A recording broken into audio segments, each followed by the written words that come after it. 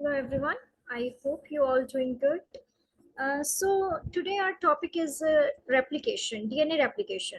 As we everybody is aware with the definition of the DNA, and we have also seen the central dogma process and the entire structure types and its functions of DNA, right?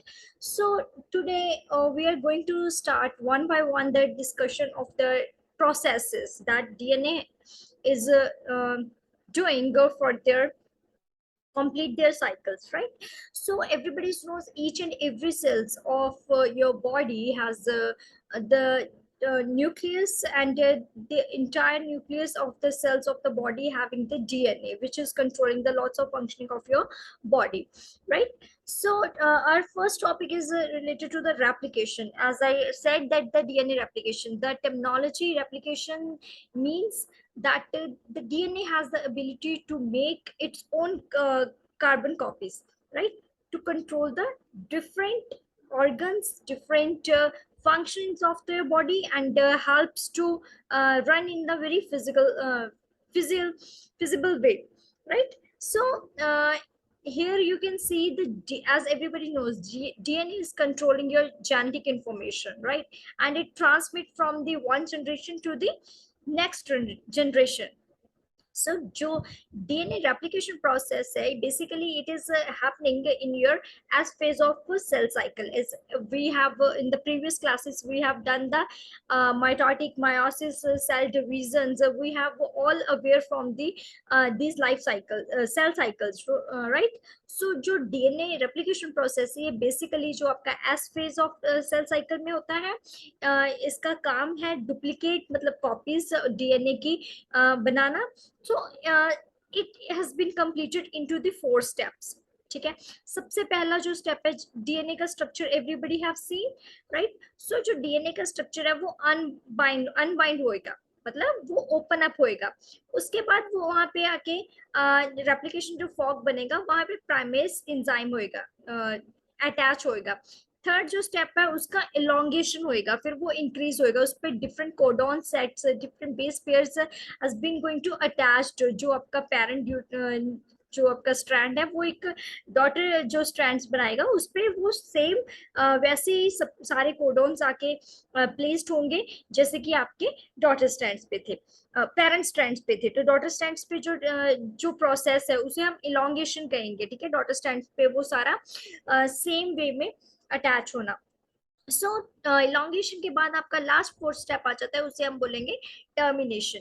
जो यहाँ पे DNA primase या RNA primase जो enzymes जब involve होंगी, वो बहुत सारे जो हैं वो हम मिसमैच होता है कई बार, उसे प्रूफ रीडिंग से मैकेनिज्म होता है, वो सारा हम डिस्कस करेंगे कि कैसे उन स्टेप्स पे ये प्रूफ रीडिंग रहती है ताकि each and every base pairs do its correct functioning in the body, right? So let's begin with our slide. जैसे कि हमें फर्स्ट क्वेश्चन हमारा आता है कि डीएनए डुप्लीकेशन वो सेमी कंजर्वेटिव और कंजर्वेटिव दो प्रोसेसेस जो होती है, ये हम दोनों डिस्कस करेंगे. जो ये एक्सपेरिमेंट हुआ था, मैं सेल्चिन एंड स्टॉल ने किया था, उन्होंने सेमी कंजर्वेटिव होता है जो one strand from the parent in the each new strand बनाए, एक स्ट्रैंड पेरेंट का, एक ही न्यू स्ट्रैंड बनाए डॉटर सेल का, ठीक है? तो कंजर्वेटिव में होता है दोनों स्ट्रैंड्स जो हैं वो एक्ट करेंगे from the parent and other all new strands बनाएंगे, ठीक है? दोनों strand. Conservative semi conservative is like a single strand of the parents will perform the work in the replication to make the new strands, and the conservative strands, both the parent strands will work to complete the process of the replication. जो complementary base processing होता है pairing का, जो complement हम बोलते हैं ना, एक के साथ टी बॉन्ड होएगा, जी के कॉम्प्लीमेंट्री सी जाएगा. तो बेस पेयरिंग है जो सेमी कंजर्वेटिव में रहती है, उसमें क्या है, सबसे पहले तो डबल हेलिक्स है वो अनबाइंड होएगा, जैसे कि मैंने प्रोसेस बताया कि 4 स्टेप्स में कंप्लीट होता है आपके अनबाइंडिंग, उसके बाद आरएनए जो प्राइमेस एंजाइम है उसका अटैच होना, फिर इलोंगेशन होना, देन उसका टर्मिनेशन होना. तो in the same way semi conservative process, the double helix है जो अनबाइंड होएगा, फिर हर एक स्ट्रैंड का जो एक्ट करेगा एज अ टेम्पलेट, राइट? जो कॉम्प्लीमेंट्री बेस पेयरिंग इंश्योर करेगा कि टी सिग्नल एडिशन करेगा ए का न्यू स्ट्रैंड पे, जो जी सिग्नल्स है वो एडिशन करेगा सी के साथ, ये मस्ट है. ऐसा ऐसा ही होना चाहिए, ठीक है। जो दो डॉटर हेलिकेसिस से प्रोड्यूस्ड हो जाएंगे इस प्रोसेस से आफ्टर रेप्लिकेशन। ग्रेट। सो यहाँ पे आप ओवरव्यू देखिए, एक आपका ओरिजिनल डबल हेलिक्स है, ये ओरिजिनल डबल हेलिक्स है, ठीक है। अभी क्या है, ये अनबाइंड होना शुरू हो गया, ये स्काई ब्लू देख रहे हो ना, ये अनवाइंड होना शुरू हो गया। उसके बाद ये थोड़े थोड़े से ऑक्सीजन फ्रेगमेंट्स बन के ये एक न्यू स्ट्रैंड बन रहा है। तो इस तरह से कॉम्प्लीमेंट्री बेसिस अलाइन होंगे ऑपोजिट टेम्पलेट पे, ठीक है। जो एंजाइम है वो लिंक होगी, फिर शुगर फॉस्फेट ग्रुप है वहां पे अटैच होंगे, फिर न्यूक्लियोटाइड्स होंगे, दोनों जो कॉन्टिन्यूस स्ट्रैंड्स हैं दोनों पे इस तरह से होगा। क्लियर। जो सेमी कंजर्वेटिव एप्लीकेशन है ये किसने डिफाइन की थी, हमें वॉटसन एंड क्रिक मॉडल से समझ आती है, ठीक है। जो कंजर्वेटिव एप्लीकेशन है इसमें जैसे कि मैंने बताया कि पेरेंटल डबल हेलिक्स इंटैक्ट होता है, जो पेरेंट्स का डबल हेलिक्स है वो इंटैक्ट होगा, इसके जो दोनों स्ट्रैंड्स हैं वो डॉटर डबल हेलिक्स बनाएंगे और न्यूली सिंथेसाइज कर देंगे, ठीक है। एक होती है डिस्पर्सिव रेप्लिकेशन। डिस्पर्सिव रेप्लिकेशन में भी क्या होता है कि जो कंप्लीशन है ना दोनों स्ट्रैंड्स की, both double helix contain both original and newly synthesised material होगा, वो आगे जाके मैं आपको बताती हूँ। ये देखिए, ये क्या था, एक तो एक सेमी कंजर्वेटिव में एक स्ट्रैंड डबल हेलिक्स होता है ना, जैसे कंप्लीटली डबल हेलिक्स होता है, तो वहां पे एक स्ट्रैंड पेरेंट का आएगा तो दूसरा डॉटर सेल, डॉटर मतलब न्यूली बन जाएगा। सेमी कंजर्वेटिव में तो एक एक ही आएगा, ठीक है। कंजर्वेटिव में दोनों स्ट्रैंड्स डॉटर बना देंगे, ठीक है। इसमें क्या है, डिस्पर्सिव में हाफ ऑफ पेरेंट का होगा, इधर ही डॉटर न्यूक्लियस, हाफ पेरेंट्स इधर डॉटर न्यूक्लियस, डॉटर जो न्यूली सिंथेसाइज्ड है स्ट्रैंड, ठीक है। ये उसी के साथ बनाता जाएगा। अभी लेट्स सी द एक्सपेरिमेंट जो उन्होंने कंफर्म किया था कि जैसे सेमी कंजर्वेटिव रेप्लिकेशन होती कैसे है। इससे क्या था कि parental and newly form DNA को देखा गया था, डिफरेंशिएट किया गया था, बैक्टीरिया को ग्रो करवाया गया, ठीक है।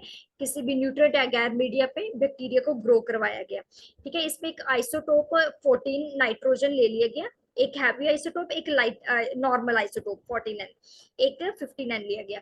उसके बाद डीएनए को बैंडेड कर दिया गया after the equilibrium density gradient, उसका सेंट्रीफ्यूगेशन किया गया एक ही पोजीशन पे, which match the density of the DNA. जो भी 14 एंड 15 जो आइसोटोप्स है उसके साथ जो मैच करेगा, ठीक है, स्पेसिफिक रेप्लिकेशन सेंट्रीफ्यूगेशन के टाइम पे जो मैच करेगा डीएनए वो उसके साथ इंटैक्ट होगा, उसके साथ ऑपोजिट जो उसके कॉम्प्लीमेंट्री बेस पेयरिंग है वहां पे देगा, वो चीज देखी गई थी। सो जो heavy DNA was at the higher density than the normal DNA को दे दिया गया। अभी क्या था, जब बैक्टीरिया ग्रो कर रहे थे 15N पे, उन्हें ट्रांसफर कर दी गया 14N वाले मीडिया में, ठीक है। पहले तो बैक्टीरिया को ग्रो करवाया गया 15N आइसोटोप डाल के। अभी इसमें क्या था, जो न्यूली सिंथेसाइज्ड डीएनए स्ट्रैंड था had the 14N while the parent strand had the 15N, ठीक है। जो नया बना था उस पे 14N था, ठीक है। जो पेरेंट स्ट्रैंड था उसपे 15N था। They check the composition of the resulting DNA. अभी उन्होंने डेंसिटी ग्रेडियंट सेंट्रीफ्यूगेशन जब की, उसके बाद उन्होंने चेक की उसकी कॉम्पोजिशन, उन्होंने क्या देखा कि found at the intermediate band, कुछ इंटरमीडिएट बैंड बना है जो इंडिकेट कर रहा है कि हाइब्रिड मॉलिक्यूल है ये, जिसमें 15N भी प्रेजेंट था एंड 14N भी प्रेजेंट था, मतलब एक पेरेंट से भी था, एक नया बना हुआ था वो भी था, ठीक है। ये देखिए यहाँ से इजी समझ आएगा आपको। एक इकोलाई ग्रोन करवा लिया, फॉर मेनी जनरेशन तक करवाया 14N मीडियम में, राइट। अभी उसके बाद एक करवाया 15N, ठीक है, डिफरेंट मीडियम में ग्रो करवा दिए। अभी दोनों को क्या कर दिया गया कि 15N जो सेल्स थे वो ट्रांसफर कर दिए गए 14N वाले मीडियम में। Cells replicate wants to produce first generation of the daughter cells. उसके बाद क्या हुआ कि जो सेल्स थे वो रेप्लिकेट करके सेकंड टाइम, ठीक है, to produce second generation of the daughter cells. अभी इसका डीएनए निकाला गया, उसे सेंट्रीफ्यूज किया गया। सेंट्रीफ्यूजन के बाद पता चला कि एक तो 14 जो पेरेंट था वही है, एक हाइब्रिड मॉलिक्यूल बना वहां पे, हाइब्रिड डीएनए बना जिसपे पेरेंट एंड डॉटर, नया एंड पुराना दोनों थे। इससे पता चला कि सेमी कंजर्वेटिव नाम की रेप्लिकेशन भी प्रेजेंट हो सकती है, ठीक है।